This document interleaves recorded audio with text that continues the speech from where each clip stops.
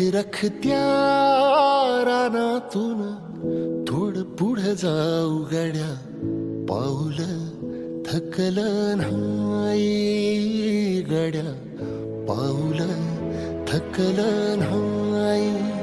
सुकलेल्या भाकरीला पानसंग खाऊ गड्या, पाऊल थकलं नाही गड्या, पाऊल थकलं नाही. झालो बरबाद जरी बसला घाव उरी, गलेची आग सार जाळून बी जाईना. अडला घास असा कावन वास असा, पण ह्यो ध्यास अजून बी माग राहीना.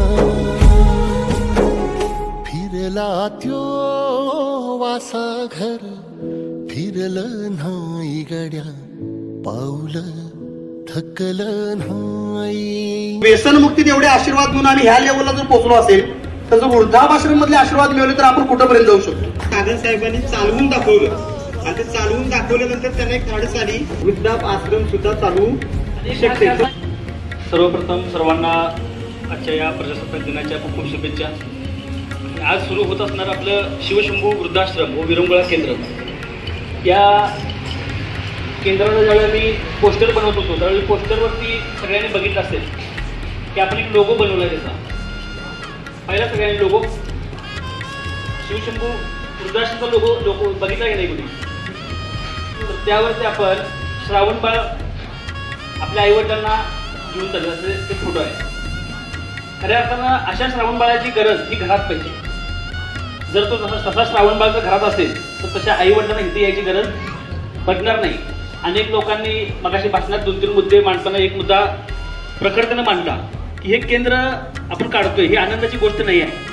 पण मुळात हे केंद्र आम्ही अशा लोकांसाठी नाही काढलं की ज्यांना मुलं आहेत पण ती आईवडिलांना सांभाळत नसते आणि आमच्याकडे ती टाकतात इकडे सोडणार आहे अशा लोकांसाठी नाही. खरोखर पहिला आमचा उद्देश असा आहे की ज्यांना खरोखर आधार नाही, कोणच नाही त्यांच्या मागे पुढे, अशा लोकांना सांभाळण्यासाठी हे पहिलं केंद्र काढले. त्यानंतर दुसरी प्रायोरिटी आमची त्या लोकांना आहे की ज्यांच्या घरी असे प्रॉब्लेम आहेत. खऱ्या अर्थानं आज आई वडिलांना आश्रमामध्ये ठेवणं ही जी काय भावना आहे ही खरं तर भारत देशामध्ये नसायला पाहिजे, पण तरी सुद्धा आहे. कारण आज पिढी बदलत चाललेली आहे. लोकांचं जे काय वैचारिक लेवल आहे ही फक्त पैसे कमवण्यासाठी काहीही करणं आणि त्यामध्ये घरच्या लोकांकडे लक्ष नसतं. ह्यामध्ये दोन्हीही लोक चुकीची असू शकतात. असं नाही की फक्त मुलगा चुकीचा आहे, कधी कधी आई वडील सुद्धा चुकीचे असू शकतात. कारण लहान मुलगा जन्मल्यापासूनच त्यांना असं वाटतं की हे आमचं ATM मशीन आहे आणि त्याला कळण्याआधीच त्याला लहान ते मुलांच्या ह्याच्यात शाळेत टाकायचं, इंग्लिश मीडियममध्ये टाकायचं, त्यांचं शिक्षण बाहेरच, सगळीकडे त्याला बाहेरच, म्हणजे घरचा सहवासच नाही. म्हणजे नावालाच फक्त त्या नेमप्लेटवर किंवा त्या फॉर्ममध्ये भरताना फक्त आई वडील आहेत आणि त्या आई वडिलांनी अपेक्षा सुद्धा त्या मुलाकडे ठेवू नये असं माझं मत आहे. पण ज्या आई वडिलांनी लहानाचं मोठं केलेलं आहे, त्याला सगळ्या गोष्टी त्याला संस्कार दिलेले आहेत, अशा मुलांनी खरं तर आपल्या आई वडिलांना आश्रमात ठेवू नये अशी ही आमची भावना होती. कारण समाजामध्ये अनेक कॉल येतात, अनेक लोकांचं आता ऍडमिशन पण होईल. आणि दुर्दैवाची गोष्ट अशी आहे की व्यसनमुक्तीबद्दल ज्या लोकांनी माझी चर्चा केली किंवा आता पण माझ्याकडे आता कॉल आले तिची ऍडमिट होणार आहे, व्यसनी एकही व्यक्ती नव्हता ज्याचे आई वडील इथं ऍडमिट होणार आहे.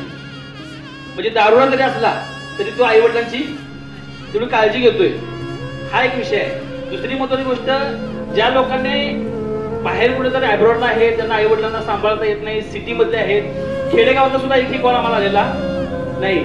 विशेष म्हणजे कोल्हापूर जिल्ह्यातला एकही कॉल आला नाही, ही आमची सगळ्यात मोठी अचिव्हमेंट. कारण ही संस्कृती ही परंपरा आपण जपतोय. आपण ह्या शाहू महाराजांच्या नगरीमध्ये आहे, हे आपलं भाग्य आहे. हे विचार आपल्यामध्ये आहेत की बाहेर आज बघितलं तर सिटीमध्ये आई वडील लोकांना बोज वाटायला लागतात, म्हणजे त्यांना ठेवणं नको वाटायला लागलं. काही मॉडर्न आज ज्या बायका लोक करून आणतात त्यांना असं वाटतं की ते घरात एखादी कचरा कुंडी असलेली डस्टबिन ठीक आहे, पण सासू सासरे नकोत.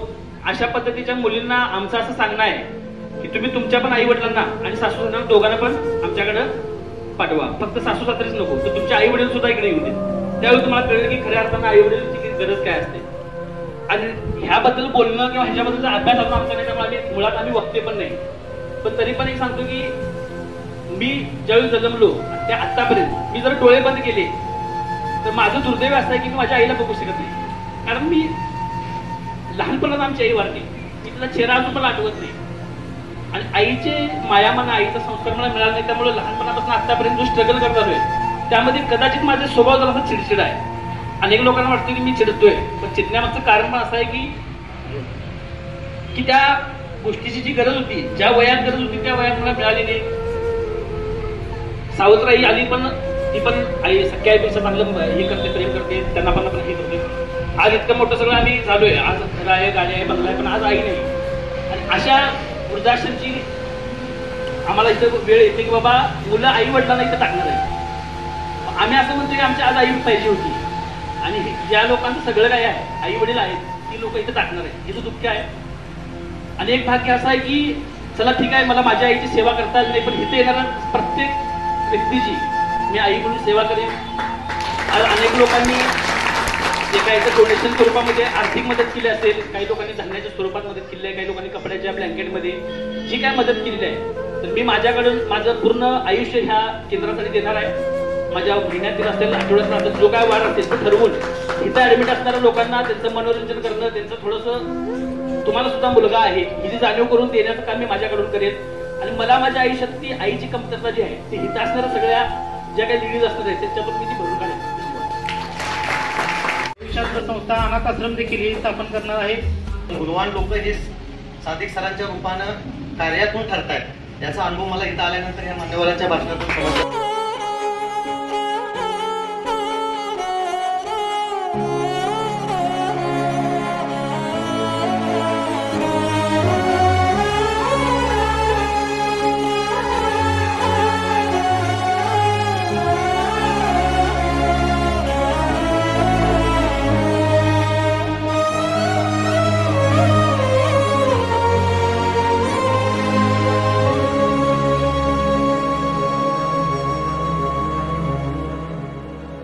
काळ रात आली तरी पडलंस पान, डोळ्यामंदी पाणी तरी गळ्यामंदी गाण, याचा हात पाठीवर सोनियाची खान, शर्मेन नाही कधी झुकली मान, हात पसरून गाड्या सुख येत नाही र, डोळ झाक करून बी दुःख जात नाही र,